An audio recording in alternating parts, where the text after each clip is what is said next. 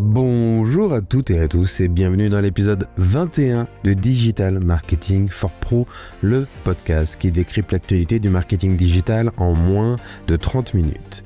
À la une de l'actualité cette semaine, tout simplement ce qui pourrait être la plus grande révolution du e-commerce depuis sa création, et elle se nomme le protocole UCP de Google. Derrière cet acronyme, il faut comprendre un projet très concret, connecter directement les marchands à l'intelligence artificielle de Google. Aujourd'hui, l'IA est déjà présente dans la sélection des produits, dans la recommandation, dans la comparaison. Mais ce que Google teste maintenant, c'est un cran au-dessus. Demain, l'utilisateur pourra rechercher, comparer et acheter sans jamais quitter l'IA de Google. Et là, ça va totalement révolutionner la façon de faire du business en ligne. Moins de trafic vers les sites, moins de contrôle sur la relation client, mais aussi de nouvelles opportunités pour capter l'intention d'achat au bon moment. Alors, est-ce la fin des sites e-commerce tels qu'on les connaît? Comment rester visible dans un environnement où Google devient un intermédiaire transactionnel? Et surtout, est-ce qu'il faut s'adapter dès aujourd'hui à cette transformation? C'est ce que nous allons décrypter ensemble. Et ce n'est pas tout. Dans le reste de l'actualité, on fera un point complet sur le GIO avec les 4 informations clés à connaître pour optimiser votre visibilité dans les réponses des IA génératives. On expliquera pourquoi votre trafic SEO a peut-être chuté ces dernières semaines et surtout comment réagir concrètement. On se posera une vraie question côté CRM. Est-ce que la personnalisation des emails est encore vraiment efficace aujourd'hui? Et enfin, on parlera de Meta qui augmente ses prix publicitaires en Europe avec un impact direct sur vos coûts d'acquisition. Et on terminera comme d'habitude avec le chiffre de la semaine. Plus d'un consommateur sur 2 utilise déjà l'intelligence artificielle dans son parcours d'achat, un signal très fort qui confirme que cette transformation est déjà en cours. Alors, que vous soyez au bureau, dans les transports ou tranquillement chez vous, installez-vous bien, votre résumé de l'actualité marketing commence maintenant.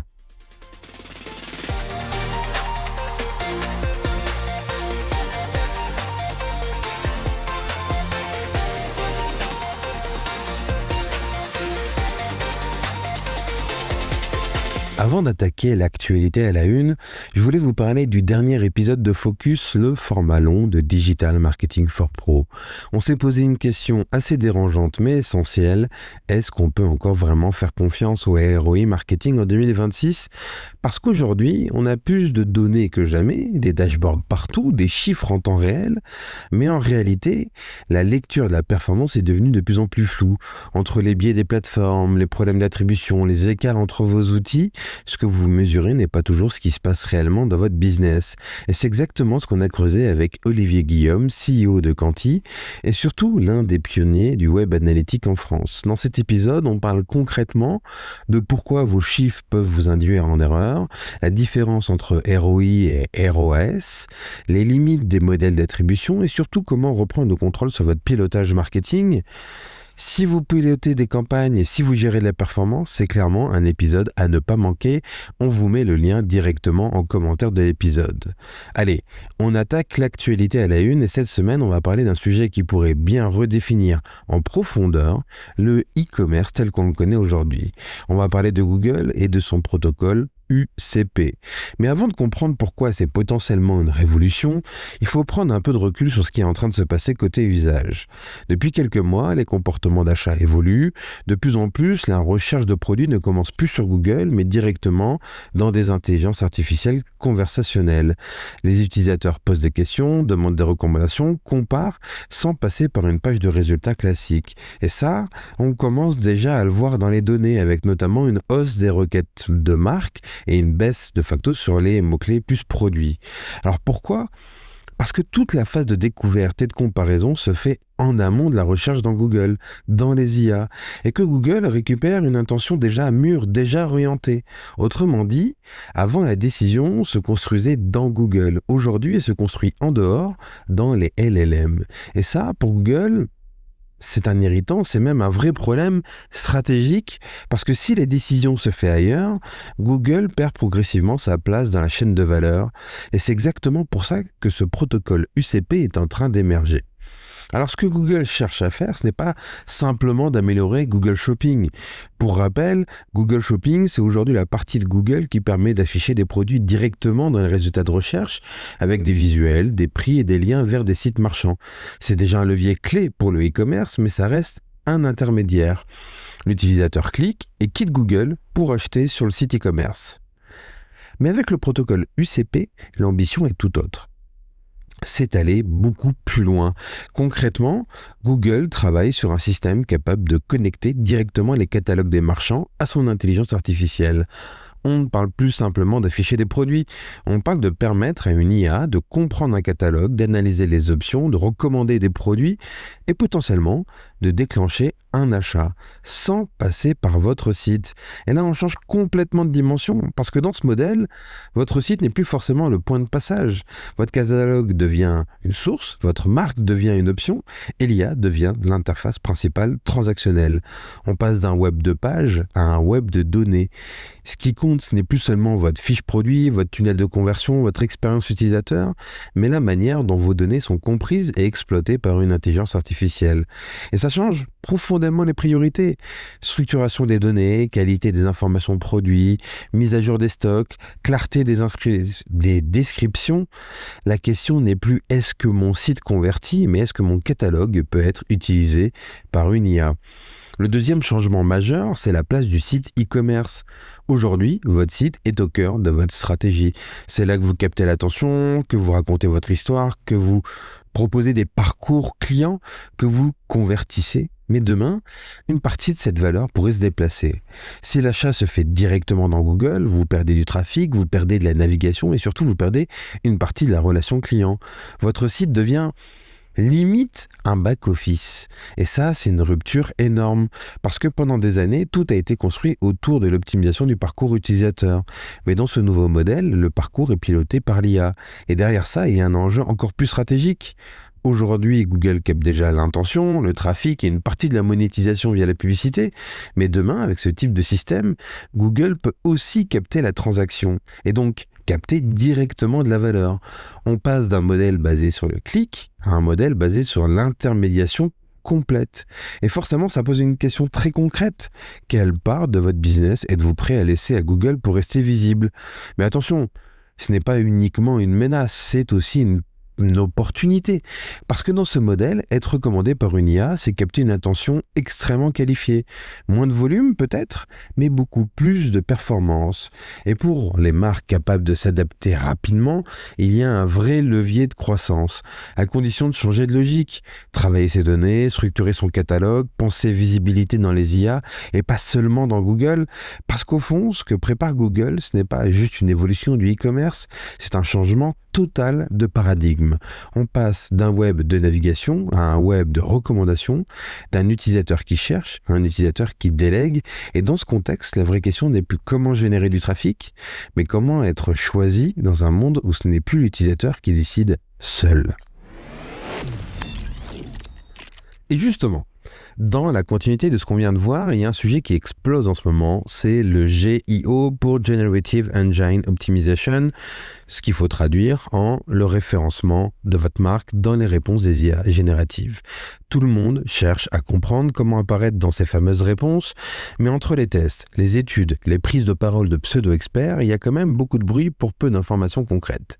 Alors pour vous faire gagner du temps, on a sélectionné 4 informations clés à retenir cette semaine pour vraiment optimiser votre référencement dans les IA génératives. La première information, elle traite des fan-out queries. Les IA, elles ne répondent pas à un mot-clé comme on pouvait faire avec le SEO, elles répondent pas seulement à une question, elles répondent à une question mais en globalité. Elles vont reformuler, enrichir, croiser plusieurs requêtes et ces requêtes, c'est ce qu'on appelle les fan-out queries. Concrètement, ça veut dire que votre contenu ne doit pas répondre à une question unique mais à tout un ensemble de sous-questions. Par exemple, si quelqu'un demande quel CRM choisir, l'IA va aussi chercher comparatif CRM, prix CRM, avantage CRM, inconvénient CRM, cas d'usage de CRM. Donc vos pages, elles doivent avoir un spectre extrêmement large, travailler en silo sémantique, sinon vous allez être tout simplement invisible, d'après cette dernière étude qui montre que les pages qui ressortent le plus, c'est celles qui traitent tout un cocon thématique et non pas uniquement une simple question. La deuxième information, et celle-là, on ne l'a pas vu venir, c'est qu'aujourd'hui, LinkedIn dépasse Wikipédia au nombre de citations dans certains résultats générés par les IA. Et ça, c'est un énorme signal. Parce que pendant des années, la crédibilité passait par les médias, les sites institutionnels, et Wikipédia avait une place très particulière dans le SEO. Aujourd'hui, elle passe aussi par des contenus d'experts publiés sur les réseaux sociaux. On a déjà parlé de Reddit sur ce podcast, mais aujourd'hui, c'est LinkedIn qui ressort particulièrement. Donc concrètement, vos posts, vos prises de parole, votre personal branding sur LinkedIn peuvent directement influencer votre visibilité dans les IA. LinkedIn devient un levier GIO de façon indirecte. La troisième information, c'est que le trafic GIO convertit mieux que celui qui provient du SEO traditionnel. Airbnb a observé que le trafic issu des IA génératives convertit mieux que le trafic SEO. Moins de volume, certes, mais beaucoup plus de performance. Pourquoi ? Parce que l'utilisateur ne découvre pas, il valide une recommandation faite dans les IA génératives. L'IA a déjà fait le travail de comparaison, donc quand il arrive, il est beaucoup plus proche de la décision, et ça change complètement la logique d'acquisition. Quatrième et dernier point de cette revue de l'actualité GIO du moment, la structure de votre contenu est décisive dans la façon dont les IA vont s'approprier le contenu. Je m'explique.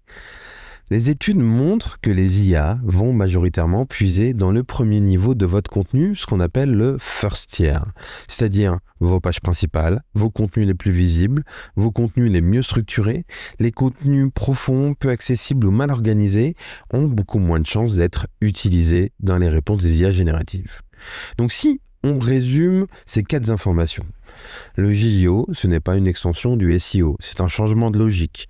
Vous ne travaillez plus pour un moteur qui classe, mais pour une IA qui sélectionne. Et dans ce modèle, il faut couvrir des sujets, pas des mots-clés. Il faut être visible partout, pas seulement sur son site. Les réseaux sociaux prennent de plus en plus d'importance. Et il faut être structuré, pas seulement optimisé. En parlant de visibilité, si ces dernières semaines vous avez observé une baisse de votre trafic SEO, vous n'êtes clairement pas seul. Google a déployé sa dernière mise à jour, la Core Update. Mais ce qui est intéressant, c'est qu'elle n'est pas arrivée seule. En parallèle, Google a aussi lancé une Spam Update. Et quand on met les deux mises à jour ensemble, on comprend mieux ce qui est en train de se passer en matière d'évolution de trafic organique. En réalité, Google est en train d'accélérer très fortement dans le tri de ses résultats. D'un côté, la Core Update vient renforcer les critères de qualité, et de l'autre, la Spam Update vient nettoyer tout ce qui est jugé abusif ou peu utile. Autrement dit, on n'est pas sur un simple ajustement algorithmique, on est sur une montée d'exigence vis-à-vis du contenu. Et concrètement, ça se voit déjà dans les contenus qui reculent. Ce qui est le plus impacté aujourd'hui, ce sont les contenus génériques, les pages peu différenciantes, et surtout, tous les contenus produits à grande échelle sans vraie valeur ajoutée. Et ça, c'est un point important, parce que ce n'est pas l'IA qui est visée par ces mises à jour, c'est l'usage qu'on en fait. Aujourd'hui, Google ne pénalise pas un contenu parce qu'il est généré par une IA. Il la pénalise s'il n'apporte rien, pas de valeur, s'il est interchangeable, s'il existe uniquement pour capter du trafic. Et avec l'explosion des contenus générés ces derniers mois, Google a clairement durci le ton.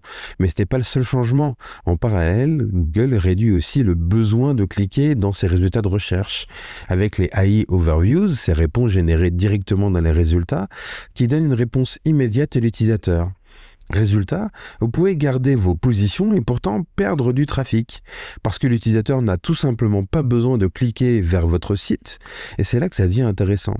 Parce qu'aujourd'hui, il y a un double effet. D'un côté, Google filtre davantage les contenus, de l'autre, il capte davantage l'attention directement dans ses résultats. Moins de visibilité et moins de clics. Donc forcément, la question, ce n'est pas est-ce que Google a changé ? La question, c'est est-ce que votre contenu est encore adapté à ce nouveau contexte ? Et face à ça, il y a 3 réflexes à avoir. D'abord, Analysez. Regardez précisément quelles pages ont perdu et dans quel contexte. Ensuite, renforcez. Travaillez vos contenus clés, apportez plus de profondeur, plus d'expertise, plus de différenciation dans votre contenu. Et enfin, faire le tri. Acceptez que certains contenus n'ont plus leur place aujourd'hui et qui doivent être retravaillés ou tout simplement supprimés. Parce qu'au fond, ce que montrent ces deux mises à jour, c'est que le SEO ne disparaît pas et devient plus exigeant. La quantité ne fait pas forcément la performance. Et surtout, le SEO, il change de rôle. On ne cherche plus seulement à générer du trafic, on cherche à prouver qu'on mérite d'exister dans un environnement où la réponse arrive de plus en plus avant le clic vers votre site. Dans un contexte où l'acquisition devient de plus en plus complexe, où le SEO est sous pression, où les ads coûtent de plus en plus cher et où la visibilité est de plus en plus fragmentée, une question assez logique se pose, est-ce que ce n'est pas le moment opportun de mieux exploiter ce qu'on a déjà ? C'est-à-dire ces bases de données, ces emails, ces clients, ces prospects, parce qu'au fond, ce sont les seuls canaux que vous maîtrisez vraiment. Et pourtant, même là, il y a un sujet. Pendant des années, on a considéré que la clé de la performance en email marketing, c'était la personnalisation. Prénom dans l'objet, recommandations produits, scénario automatisé. Plus c'était personnalisé, plus ça devait performer. Mais aujourd'hui, cette logique atteint ses limites. Pourquoi ? Parce que la personnalisation est devenue standard. Tout le monde fait la même chose. Donc forcément, ça ne suffit plus. Et surtout, les utilisateurs ont changé. Ils savent que ces messages sont automatisés. Ils comprennent les mécaniques. Et parfois, une personnalisation trop visible peut même créer de la distance. Un message perçu comme trop mécanique, trop intrusif ou pas vraiment sincère. Du coup, ce qui redevient central, ce n'est pas la personnalisation, c'est la valeur du message, sa pertinence, son utilité, son intérêt réel pour la personne qui le reçoit. Un email moins personnalisé mais plus intelligent peut aujourd'hui largement outperformer un email ultra segmenté mais vide de sens. Et ça, c'est un vrai changement de paradigme parce que ça veut dire que votre base email n'est plus seulement un levier d'automatisation, c'est un levier de relation. Et dans un contexte où l'acquisition est de plus en plus coûteuse, la capacité à activer intelligemment votre base devient un avantage concurrentiel. Donc la vraie question, ce n'est plus comment personnaliser davantage, mais est-ce que mes emails apportent réellement de la valeur à des gens qui me connaissent déjà ? Et si l'acquisition devient plus complexe côté SEO et qu'il faut réactiver ses bases côté CRM, il y a un autre levier qui est directement impacté en ce moment, la publicité. Et plus précisément, les publicités méta. Parce que oui, mauvaise nouvelle, les coûts publicitaires augmentent en Europe. Mais attention, point très important, on ne parle pas d'ici d'une hausse liée à la hausse de la concurrence, ce n'est pas simplement parce qu'il y a plus d'annonceurs ou que vos campagnes sont moins performantes, c'est un facteur externe au marketing. Et ce facteur, il est en grande partie réglementaire, notamment avec ce qu'on appelle la taxe sur les services numériques. Alors concrètement, d'où vient cette taxe ? Elle a été mise en place par plusieurs pays européens, dont la France, pour taxer les grandes plateformes du numérique qui génèrent énormément de revenus localement, mais qui historiquement payaient très peu d'impôts dans ces pays. En France, cette taxe, elle est fixée à 3% du chiffre d'affaires généré par ces plateformes sur le territoire. Et elle concerne directement des acteurs comme Meta, Google ou encore Amazon. Maintenant, ce qui est important à comprendre, c'est que même si cette taxe s'applique aux plateformes, dans les faits, elle est en partie répercutée sur les annonceurs. Pourquoi ? Parce que pour maintenir leur rentabilité, ces plateformes ajustent leur prix et donc, indirectement, ce sont les annonceurs qui absorbent une partie de cette hausse de prix. À ça, il s'ajoute un deuxième élément clé, le renforcement de la protection des données en Europe.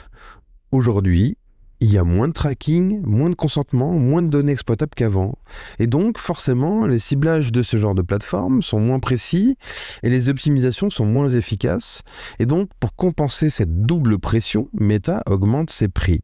Ce que ça veut dire concrètement pour vous, des CPM en hausse, des coûts d'acquisition qui augmentent et des performances plus difficiles à stabiliser. Mais encore une fois, ce qu'il faut comprendre, c'est que ce n'est pas un problème de campagne, c'est un changement structurel. Et dans ce nouveau contexte, le modèle de performance évolue. Pendant des années, Meta reposait sur le ciblage, la data, l'optimisation algorithmique. Aujourd'hui, ces leviers deviennent moins puissants et du coup, ce qui reprend de l'importance, c'est la création, le message, le format, la capacité à capter l'attention rapidement. Au fond, Ce que montre cette évolution, c'est que la performance ne repose plus uniquement sur la data, elle repose de plus en plus sur la capacité à créer de l'impact malgré moins de ciblage. Et dans ce contexte, la vraie question devient, est-ce que vos campagnes reposent encore sur votre ciblage ou tout simplement sur votre créativité ? Et comme à chaque épisode, on termine avec le chiffre clé pour nourrir vos réflexions stratégiques. Et le chiffre de la semaine est le suivant. Plus de 50% des consommateurs ont déjà utilisé une intelligence artificielle dans leur parcours d'achat. C'est un chiffre très fort, parce qu'il montre une chose très simple, ce dont on parle depuis le début de cet épisode, c'est déjà une réalité. Les utilisateurs ne passent plus uniquement par Google pour faire leurs décisions, ils ne vont plus directement sur les sites e-commerce, ils demandent, ils comparent, ils se font recommander directement dans les IA, et ça change complètement la logique du parcours d'achat, parce que dans ce modèle, ce n'est plus l'utilisateur qui explore, c'est l'IA qui présélectionne. Ce que ça veut dire concrètement pour les marques, c'est que vous n'êtes plus seulement en concurrence sur Google, vous êtes en concurrence pour être recommandé. Et ça, c'est un changement majeur parce que si vous n'êtes pas dans la réponse, vous n'existez tout simplement pas dans le parcours. Et quand on met ces chiffres en perspective avec tout ce qu'on a vu aujourd'hui, Google qui veut intégrer l'achat directement dans son environnement, le GIO qui redéfinit la visibilité, le SEO sous pression, les ads qui deviennent plus coûteuses, on comprend que ce n'est pas une tendance, c'est une transformation structurelle. Merci d'avoir écouté cet épisode jusqu'au bout. Si cet épisode vous a fait réfléchir, si vous avez appris quelque chose, alors on a rempli notre mission, vous proposer un format court, activable, qui vous aide concrètement à enrichir vos stratégies marketing. Et si vous considérez que ce podcast vous a apporté de la valeur, alors c'est à votre tour de nous soutenir. Prenez quelques secondes pour vous abonner au podcast, vous laisser un commentaire et surtout mettre 5 étoiles sur votre plateforme d'écoute. C'est ce qui nous permet de faire grandir Digital Marketing for Pro et surtout d'être chaque mois de plus en plus nombreux à réfléchir ensemble aux évolutions du marketing digital. Et si vous connaissez quelqu'un que ces sujets peuvent aider, alors n'hésitez pas à lui partager cet épisode. C'est comme ça que la communauté se construit, le bouche à oreille, la plus vieille tradition, la plus vieille technique marketing relationnel. Merci à toutes et à tous pour votre écoute et à très vite pour un nouveau débrief de l'actualité du marketing digital, parce que dans le digital, la vérité d'aujourd'hui n'est pas celle de demain.